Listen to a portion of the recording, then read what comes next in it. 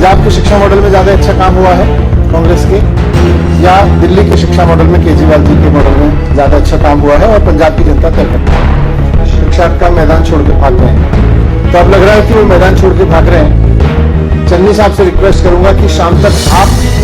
250 स्कूलों की लिस्ट दे दें, लेकिन चन्नी साहब मैदान छोड़ के नहीं भागेंगे।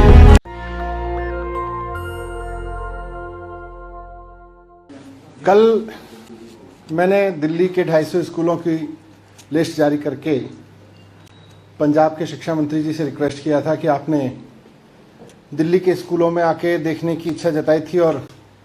कहा था कि 250 स्कूलों के आधार पर आप दिल्ली और पंजाब के शिक्षा मॉडल को कंपेयर करना चाहेंगे। तो मैंने उनसे रिक्वेस्ट किया था कि 250 स्कूल हमने दिल्ली के दे दिए हैं। वैसे तो कितने भी स्कूल आप मांग लें, लेकिन 250 स्कूल आपने बात की, हमने 250 स्कूलों की लिस्ट दी थी और रिक्वेस्ट किया था कि शाम तक वो भी पंजाब के 250 स्कूलों की लिस्ट जारी कर दें, ताकि कंपेयर किया जा सके कि किसने इंफ्रास्ट्रक्चर पे, टीचर्स ट्रेनिंग पे, रिजल्ट पे, बच्चों के ओवरऑल लर्निंग आउटकम पे, पूरे शिक्षा सुधार पे पंजाब के शिक्षा मॉडल में ज़्यादा अच्छा काम हुआ है कांग्रेस के, या दिल्ली के शिक्षा मॉडल में केजरीवाल जी के मॉडल में ज़्यादा अच्छा काम हुआ है और पंजाब की जनता तय कर लेगी। मैंने रिक्वेस्ट किया था कि शाम तक लिस्ट जारी कर दें, लेकिन 24 घंटे हो गए हैं, 24 घंटे तक उनकी तरफ से कोई इसका जवाब भी नहीं आया है। ऐसा लग रहा है कि अब वो शिक्षा का मैदान छोड़ के भाग गए हैं। जब मैंने कहा था 10 स्कूल देख लीजिए तो उन्हें लगा कि शायद हम 10 स्कूल पर कुछ डिफेंस करेंगे। हमने कहा 250 स्कूल देख लीजिए। तो अब लग रहा है कि वो मैदान छोड़ के भाग रहे हैं। मैं उनसे फिर से रिक्वेस्ट करता हूँ, खासतौर से मैं अब पंजाब के मुख्यमंत्री जी से रिक्वेस्ट करूंगा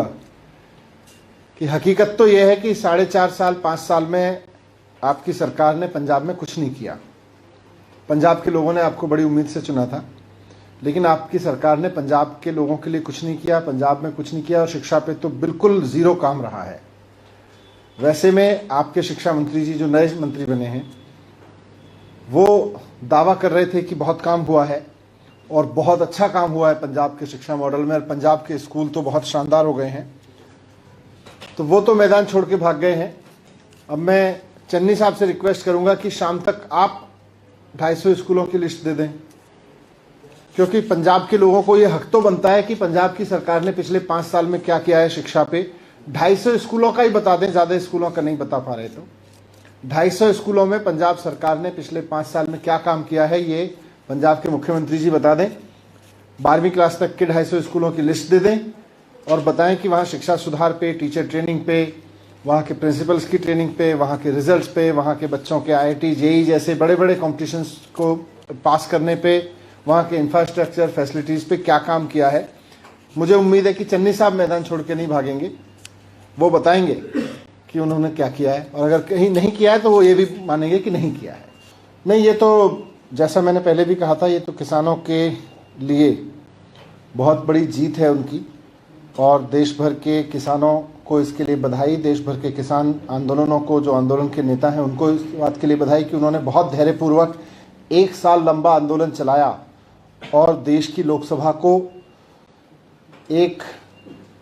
कानून जो उसने पास किया था और तमाम चीज़ों को दरकिनार करके लोकसभा राज्यसभा में ज़बरदस्ती